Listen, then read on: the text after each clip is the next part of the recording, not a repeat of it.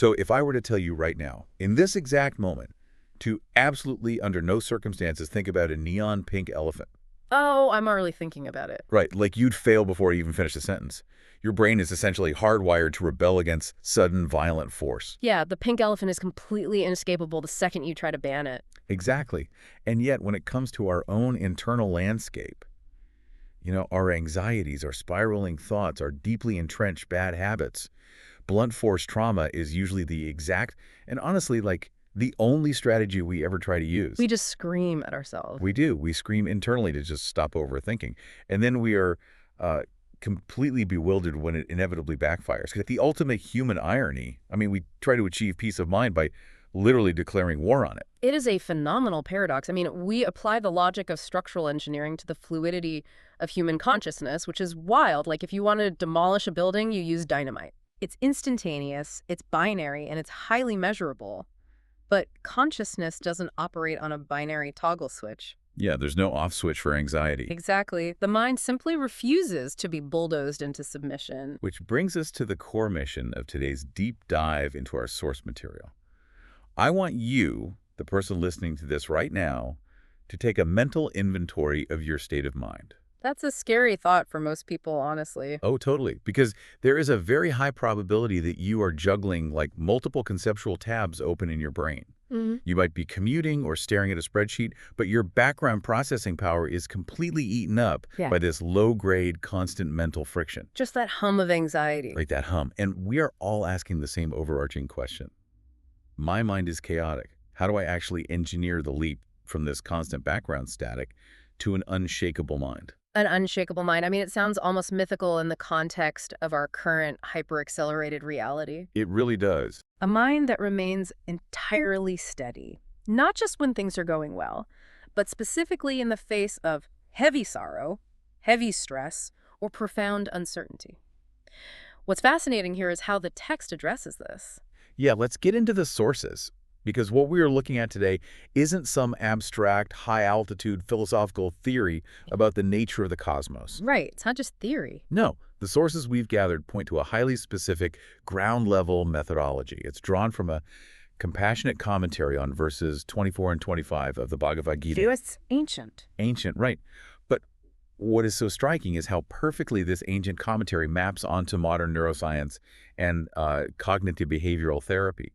It isn't just telling us what to do, it is mapping out exactly how and why the mind wanders. And the precise counterintuitive mechanism required to rein it in. Exactly. So where do we start with this? Well, the tension the source material immediately highlights is this stark, almost violent contrast between the era this text was composed in and the reality you and the listener are navigating today. The environment, basically. Yeah, the text makes an incredibly astute observation about environmental conditioning. We live in a civilization that has fundamentally mastered the optimization of external reality. We really have. Everything is optimized. We have optimized away friction entirely. And because of that, we are bathed in this culture of instant gratification. And this isn't just about convenience. It fundamentally alters the neuroplasticity of how we expect reality to respond to our efforts. Okay, let's unpack this. Because I want to bypass the obvious examples, like high-speed internet or next-day shipping. The audience listening knows all about algorithmic convenience. Right. We all know we can get a pizza in 10 minutes. Right. What's far more insidious is how that algorithmic efficiency has seeped into our expectations for internal psychological growth. Like, we expect our emotional regulation to operate on Moore's law. Oh, that's a great way to put it. We do. We are surrounded by this relentless demand for life hacks. The idea that there is a secret three-step shortcut to bypass the traditional messy process of human development. And want the cheat code. We want instant weight loss, instant financial independence, and most dangerously for our psychological well-being, instant zen. Instant zen. Yeah, we have been conditioned to believe that if a process isn't frictionless and immediate, the process is broken. Or worse, that we are broken. Like, if I'm not enlightened in 5 minutes, I'm a failure. Exactly. If we look at the psychological fallout from this conditioning, it is devastating when applied to internal work. Think about the mechanics of a life hack. Maximum output from minimum input. Right. But your brain's limbic system, the emotional center, it doesn't care about your productivity metrics. It really doesn't. When we take this instant conditioning and apply it to a deeply entrenched neural pathway, like a long-standing habit of catastrophic thinking, we are essentially expecting decades of structural brain wiring to instantaneously dissolve just because we decided to sit and meditate for 5 minutes. It's like expecting your mind to be a microwave when neuroplasticity is actually a slow cooker. A slow cooker, exactly. You press a button, you wait 30 seconds, and you expect your deep-seated career anxiety to be fully defrosted. But the biology of the brain literally cannot move at the speed of a software update. And that biological mismatch is precisely why we quit. We just give up. Yeah. The text points out the stark conclusion of this conditioning. When you sit down to quiet your mind, and your mind inevitably continues to wander, your microwave expectation interprets that wandering as a systemic failure. You think, well, I sat in silence, it's been 3 minutes, I'm not floating on a cloud of profound enlightenment, therefore I lack discipline. I'm just bad at this. Right. The lack of an immediate measurable result causes immense frustration. And so we completely abandon the effort. We judge deeply internal neurological restructuring by external technological metrics of speed. It's a rigged game. It is entirely rigged against us. But the brilliance of the commentary we're analyzing is that it doesn't just leave us sitting in the rubble of our failed expectations. Thank goodness. Right. It moves directly into diagnosing the actual mechanical root cause of why the mind wanders in the first place, rather than just telling us, it's bad that it does. Which brings us to the foundational concept in verse 24. Yeah, this is where the methodology transitions from observation to incredibly precise diagnosis. So the core translation of Shloka 6.24 that our source breaks down says this: one must abandon completely all material desires born of mental resolves and imaginations. And using the mind alone, one must withdraw the senses from all directions. Now, on the surface, that sounds like a standard monastic directive. But there is a very specific Sanskrit word doing the heavy lifting here, right? Yes, the crucial pivot hinges on the Sanskrit word salkalpa. Salkalpa. Right. The text defines salkalpa not really as desire, but as mental projections, resolves, imaginations, and the fictional narratives we constantly spin in our heads. The stories we tell ourselves. Exactly. It identifies sakalpa as the absolute definitive root source of a chaotic mind. The text argues that your mind is not just randomly generating static. The chaos you feel is a direct symptom of sakalpa. It's the brain functioning as a relentless predictive machine. Like if we look at modern cognitive science, we know the brain uses predictive coding. Yeah, it's always guessing what's next. It doesn't just passively take in the present moment, right? Yeah. It hallucinates possible futures based on past data to try and keep us safe. That's exactly it. The source material's concept of sakalpa perfectly mirrors this. It's that voice that says, if I secure this specific promotion, my imposter syndrome will finally vanish forever. Or the nightmare version. Right. Or, conversely, if I stumble during this quarterly review, my entire professional reputation is permanently destroyed. I'll be living under a bridge. If we connect us to the bigger picture, it is a relentless, exhausting novelist living inside your prefrontal cortex. A novelist, yeah. Constantly churning out drafts. But notice the genre of the novels it writes. It rarely writes realistic, mundane fiction. It writes extreme utopias or catastrophic tragedies. Never just, hey, tomorrow will be fine. Never. It's always, if I buy this specific house in this specific neighborhood, I will be shielded from ever feeling inadequacy again. Or, if my partner leaves me, I will literally not survive the emotional fallout. Which are both fictions. Absolute fictions. Both are salkalpa. And the text explains that this exact storytelling mechanism, this obsessive simulation of futures that do not exist, is what causes our senses to scatter in all directions. I want to really dig into that physical scattering of the senses, because the physiological toll of sankalpa is staggering. Oh, it's exhausting. Anyone listening knows that exact feeling of sitting at a desk, theoretically safe, but feeling completely drained. You sit down to answer a single email, but your brain starts running a simulation of how the recipient might misinterpret your tone. Oh, yeah. We've all been there. And then that simulation spins off into a subroutine about how they might loop in your boss, which branches into a simulation about getting fired, which cascades into an imaginary argument with your spouse about losing your income. Meanwhile, objectively, you are just a primate sitting in a padded chair staring at a piece of glowing glass. Right. You are perfectly safe. There's no bear in the room. But physiologically, Your amygdala, the brain's threat detection center, it doesn't know the difference between a real tiger in the room and a fictional tiger your brain just invented for the year 2029. It really doesn't. Your body is pumping cortisol and adrenaline based entirely on a fictional script. Yeah. You've lived a lifetime of visceral stress in like 4 minutes. And that biological hijacking is precisely why the senses scatter. How so? Well, when your mind is projecting 50 different potential catastrophic futures, your senses are forced onto high alert. They are trying to scan your immediate environment for threats or rewards that correspond to those fictional futures. Oh, wow. So your body's basically preparing for 50 different timelines at once. Exactly. You literally cannot focus your visual or auditory attention on the spreadsheet in front of you because your nervous system is mobilized for a multi-front war that exists only in your imagination. That is wild. You are trying to process the data of an infinite number of imaginary futures simultaneously. Which completely explains the chronic fatigue so many of us feel.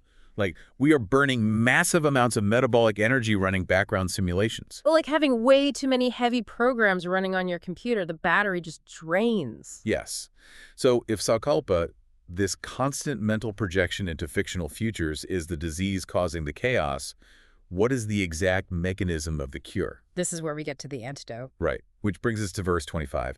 And I have to admit, when I first read the source material's prescribed antidote, it felt almost frustratingly simple until I really understood the psychology behind it. It requires a profound paradigm shift. The text notes that this verse contains what are arguably the most deeply compassionate words in the entire Gita. Okay, lay them on us. Shanai Shanai. Shanai Shanai. The translation our source provides is gradually, step by step. Gradually, step by step. What is so striking, and arguably so radical for a modern audience, is that it explicitly forbids sudden, violent effort. It just bans it completely. Yes, it completely shatters the myth of overnight white-knuckled mastery. Here's where it gets really interesting, because the countercultural nature of this cannot be overstated. We live in the era of the biohacker, the extreme dopamine detox, the 75 hard challenges. We want to shock our system into submission. We do. We think pain is the only way to grow. And here is this incredibly intricate ancient methodology asserting that the ultimate hack is the total rejection of the hack itself. It explicitly states that you cannot bully your neurochemistry into a state of peace. Because bullying the mind triggers what psychologists call the ironic rebound effect. Right. Think of the mind like a tightly coiled spring. If you apply sudden, violent force to compress it, if you scream at yourself internally to, stop being anxious right now, you are generating immense psychological pressure. You're just squishing the spring down. Exactly. The harder you push down, the more kinetic energy you store in that spring. And the moment your conscious willpower inevitably fatigues, which it will, Always does. that spring is going to launch into the air with twice the destructive force. It's the white bear problem. Yes, exactly. If I try to aggressively suppress the thought of the white bear, the suppression itself acts as a hyper-focusing mechanism. I'm constantly scanning my brain for the white bear to make sure I'm not thinking about it. Which guarantees it remains the exact center of your consciousness. Right. The text recognizes, thousands of years before functional MRI machines, that violent effort against the mind only agitates the mind further. You cannot use agitation to cure agitation. You just can't. Instead, the mechanism prescribed is Shanai Shanai, a patient, deliberate, step-by-step withdrawal. But, and this is crucial, the text is very careful to clarify that gradual does not mean passive. Okay. It says this withdrawal must be guided by steady conviction, with the intellect fixing the mind on the self. See, I see a potential point of friction here for a modern listener. There's a huge emphasis today on achieving a flow state. Oh, sure. This idea that we should be entirely immersed in our actions, operating purely on intuition, without a separate judging intellect pulling us out of the moment. Just being in the zone. Right, just let go and flow. So doesn't this instruction to have an active intellect pulling the reins conflict with the modern ideal of just letting go? It's a brilliant distinction to draw, but we have to remember what flow state actually is. A professional musician in a flow state isn't just randomly mashing keys. Well, yeah. They know what they're doing. Their flow is the result of tens of thousands of hours of highly deliberate, intellectually guided practice. The intellect pulling the reins is the practice. Oh, that makes sense. You cannot let go of the reins of a wild horse and expect it to magically run a perfect dressage routine. The horse will just run off a cliff. Exactly. The active intellect is required to train the mind so that eventually it can rest in a state of flow without being hijacked by sakalpa. So the intellect is the trainer, not the enemy. That makes perfect sense. Right. Okay, so we have the diagnosis, Sakalpa, the exhausting hallucination of future scenarios, and we have the overarching antidote. Shane shane, the deliberate, gradual withdrawal rather than violent suppression. The theory is sound. But the burning question for the listener is, how do I operationalize this on a random Tuesday morning? When real life hits. When the inbox is overflowing, the kids are screaming, and the cortisol is spiking. How does this ancient theory become immediate practice? Well, the source material bridges this gap by offering a surprisingly mechanical methodology for the day-to-day. It moves seamlessly from the philosophical architecture into immediate behavioral application. So when you feel the grip of anxiety today, or when you feel an overwhelming, almost magnetic craving to engage in a distraction loop. Like grabbing your phone. Exactly. The very first action required isn't to fight the feeling. The first action is to catch the sakalpa in the act of creation. You have to notice the fiction being written. It's about creating a cognitive wedge between the stimulus and your reaction. A cognitive wedge, I like that. And the text offers a highly specific interrogation technique to create that wedge. It demands that in the exact moment of physiological panic or craving, you force your intellect to ask a very literal question. And what's the question? Is this real, or is this a story my mind is currently writing about the future? Is this real, or is this a story? Let's take the classic example of workplace panic. You are sitting at your desk, and you have a massive presentation tomorrow. The classic stressor. Right. Suddenly, you feel the physical cascade. Tight chest, shallow breath, racing heart. Your amygdala is firing because you are vividly imagining the tech failing, your boss looking disappointed, and all your peers silently judging you. Your body is processing a catastrophic event that literally has not occurred. It's all in your head? But the threat is functionally indistinguishable from a physical predator in terms of your nervous system's response. So you feel the tight chest. Now, instead of trying to deep breathe the panic away or yelling at yourself to calm down, you deploy the wedge. You pause. You pause, engage the prefrontal cortex, the logical reasoning part of the brain, and you ask the question, is this real or is this a story? And the moment you ask that question, you force a neurological shift. How so? Like physically? Physically, yes. You pull blood flow and energy away from the fear center, the amygdala, and force it into the executive functioning center. Your intellect has to objectively evaluate the sensory data of the room. So it looks around and observes. Right. It goes, okay, I am sitting in a chair. The room is a comfortable 72 degrees. The presentation is 24 hours away. No one is currently glaring at me. There's no actual danger present. And the conclusion becomes instantly, undeniably clear. It is a story. It is an illusion. And as the source points out, the profound power of recognizing the illusion is that you don't actually have to fight it anymore. It's exactly like walking through a haunted house. Oh, this is a great analogy. A monster jumps out, and your immediate biological reaction is pure terror. You jump. But a split second later, you notice the cheap plastic zipper on the back of the monster's suit. The illusion is broken. Right. The terror instantly deflates. Not because you bravely fought the monster or used a life hack to beat it, but because you recognize the artifice. Asking that question, finding the zipper on your anxiety, downregulates the panic in real time. That analogy perfectly captures the mechanism. The monster loses its physiological grip on you the second you see the zipper. You recognize the anxiety as a projection, a salkalpa, rather than a present empirical reality. Okay, but recognizing the zipper is only the internal half of the equation, right? Sure. Finding out that the monster is fake doesn't automatically change your physical habits. You might still have a behavioral urge to, like, run away or check your phone to self-soothe. How do we translate this cognitive wedge into physical action? This moves us into the text's application of Shanai Shnai to our daily routines. Taking the principle of gradual, step-by-step withdrawal and applying it to our deeply grooved behavioral loops. Exactly. The source material addresses this using incredibly modern framing. Let's say you have a compulsive habit of checking your phone for dopamine hits, or habitually working past 8 p.m. because of those unspoken career anxieties. Very common. The instruction is explicit. You do not aim for perfection today. You withdraw the senses gradually. You implement a delay. Delaying the gratification or the compulsion even by just a few minutes. Okay, but I have to push back here on behalf of the hyper-driven listeners who might be skeptical. Go for it. If my goal is to build an unshakable, highly disciplined mind, and my strategy is simply delaying my bad habits by 5 minutes, Right. isn't that just sanctioned procrastination? Like if I know I shouldn't be doom scrolling, but I tell myself to wait 5 minutes and then I doom scroll anyway, I haven't eliminated the bad habit. I've just scheduled it. That's a fair concern. How does that possibly lead to mastery? It feels like a concession to weakness. And that reaction right there is the exact defense mechanism of the microwave mindset. How is it? Absolutely. You are demanding an instantaneous binary switch from flawed human to perfectly disciplined machine. But the text anticipates this exact all-or-nothing trap. Okay, so what's the resolution then? The resolution lies in understanding what is actually happening neurologically during those 5 minutes. The text uses a very specific phrasing. The intellect must hold the reins gently but firmly. Gently but firmly. Unpack the firmly part for me. There is a monumental psychological difference between sudden, violent suppression, which we've established causes the spring to rebound, and a firm, conscious reining in of a compulsion. Okay. When you try to go cold turkey on a dopamine addiction, like your smartphone, the primitive parts of your brain rebel violently. The friction becomes intolerable, willpower depletes, you cave, and then you are flooded with shame, which only fuels more escapist scrolling. It's a vicious cycle. You feel bad, so you scroll more to forget you feel bad. Right.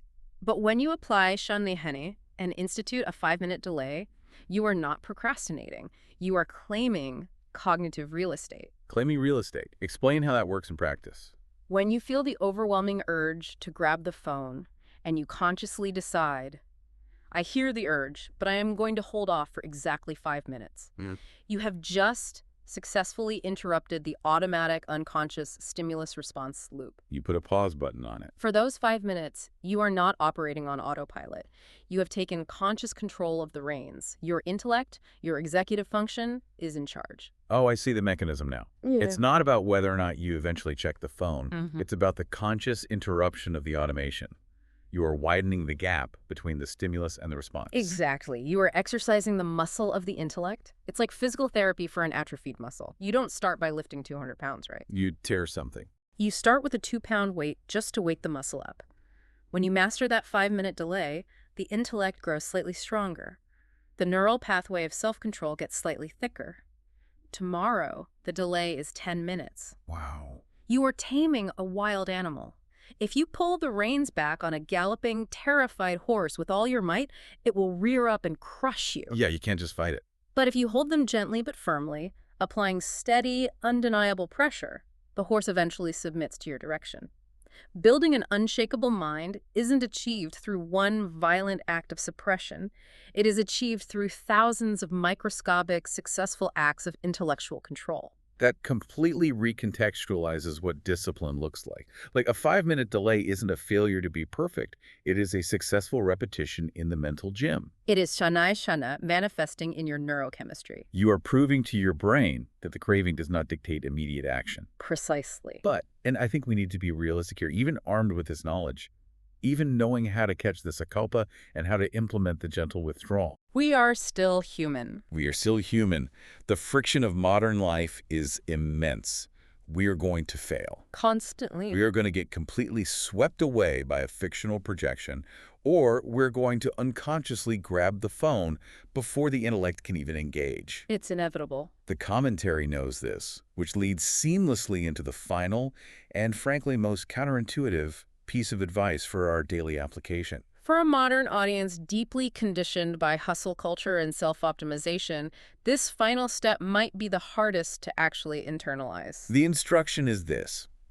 When your mind inevitably wanders today, when you fail to catch the projection, do not become frustrated with yourself. No frustration allowed. And the reasoning the text provides for this is absolutely brilliant. This raises an important question, though. It forces us to examine the actual utility of frustration. The source material highlights a pivotal realization. Frustration is simply another form of mental agitation. Which makes so much sense when you think about it. It's a profound psychological insight. Let's break down what happens when you try to focus. You sit down to write a report, and suddenly your mind wanders to an argument you had yesterday. That is your primary layer of distraction, the initial sankalpa. Right. The brain has completely left the building. But inevitably, a few minutes later, your intellect boots up and realizes your mind has wandered. Huh. And what is our culturally conditioned response? We attack ourselves. We beat ourselves up. We think, I am so incredibly undisciplined. Why can't I just focus for 10 minutes? I'm terrible at this. It's a meta-emotion. We are experiencing distress about the fact that we are experiencing distress. Exactly. Getting mad at yourself for getting distracted is quite literally adding a second, much heavier layer of distraction on top of the first. You're just stacking it on. You haven't returned your focus to the report.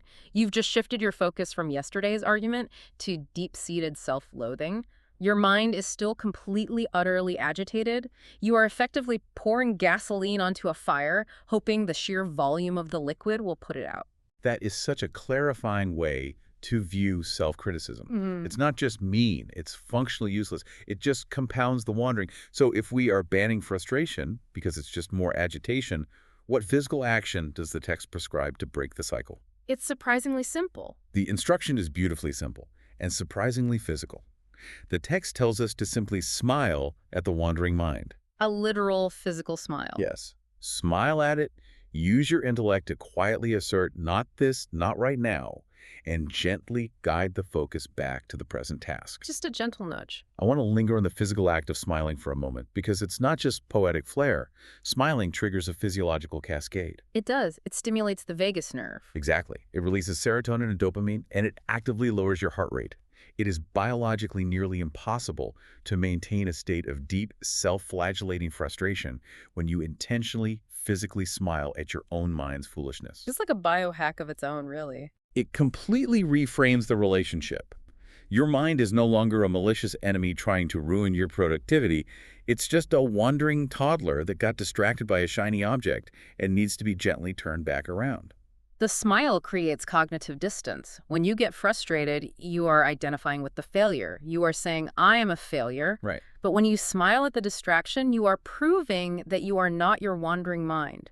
You are the intellect observing the wandering mind. Oh, that separation is key. The smile is the empirical proof of that separation. And the phrase you mentioned, not this, not right now, is the perfect verbal execution of holding the reins gently but firmly. Because you aren't violently screaming, stop thinking this. Which would just agitate this spring. You are calmly asserting an intellectual boundary. Not this, not right now. And here is where the text delivers a metric that absolutely leveled me. The 1,000 times rule. Yes. It acknowledges how difficult this is, and it says, do this, catch the thought, smile, say not right now, and gently return your focus. Do this 1,000 times if you must. 1,000 times. It is the ultimate, undeniable validation of Shanaya Shanai. Think about how the modern instant gratification mindset interprets that metric. Oh, poorly. If you sit down to work and you have to redirect your wandering mind 1,000 times in a single day, our modern conditioning tells us that we have failed 1,000 times. We view it as a complete disaster of discipline. We would feel entirely defeated. We just assume we are fundamentally broken. But the ancient methodology is completely inverting that paradigm. In what way? Redirecting your mind 1,000 times is not failing 1,000 times. It is succeeding at the practice 1,000 times. Wow. Let that sink in. Every single time you catch the sankalpa, every single time you engage the prefrontal cortex to see the zipper on the monster suit. Every single time you smile and gently guide the mind back. You are successfully executing a repetition. You are lifting the weight. You are building the exact neuropathways of an unshakable mind. It's like doing 1,000 push-ups for your brain. So what does this all mean? Pulling all of this together, what does this ultimately mean for the listener today? We've journeyed from ancient Sanskrit commentaries to the pitfalls of algorithmic efficiency, from predictive coding and cortisol spikes to the neurochemistry of a smile. We've covered a lot of ground. But the defining thesis of the text we've deeply explored today remains resolute. True mastery of the self is not a sudden, violent leap. It is not an overnight biological hack.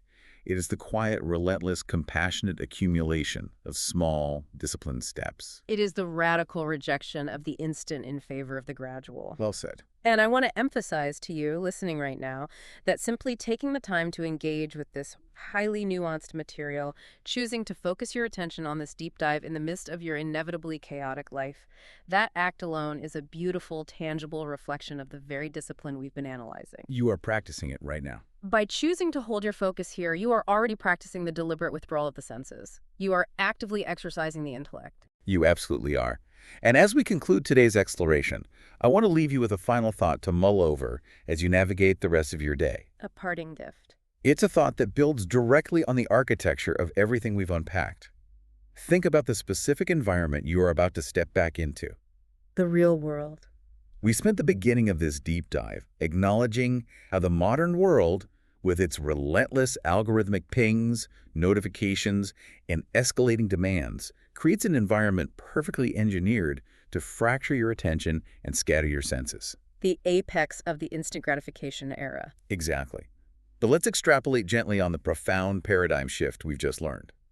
If we accept that true neurological mastery is only achieved through Shanai, gradually, step by step. Right. And if the highest instruction for building that mastery is the necessity of gently redirecting your wandering mind 1,000 times with a smile, Then what? then every single time you get distracted today isn't a failure at all. It completely neutralizes the frustration of modern life. It really does. It means that every single notification ping, every intrusive, anxious projection about tomorrow, every unconscious urge to grab your phone for a dopamine hit, none of it is a disruption to your progress. It's an opportunity. It is actually an invitation to practice. The chaotic, hyper-accelerated modern world isn't an enemy preventing you from achieving peace. It is, in fact, the perfect, relentless training ground for you to finally build your unshakable mind.